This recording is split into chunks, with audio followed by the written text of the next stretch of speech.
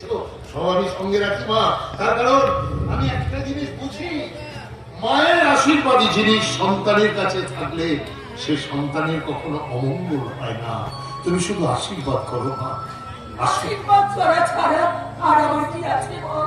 আশীর্বাদ করি এই সমাজে ধর্ম আরো উজ্জ্বল হয়ে উঠুক। মায়ের আশীষ মাথায় নিয়ে সুখের স্বর্গ করবে।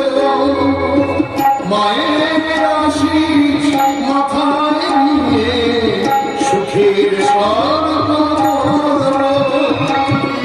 দু চোখের জলে চরণ ধুয়ে মায়ের পূজা করবো মা।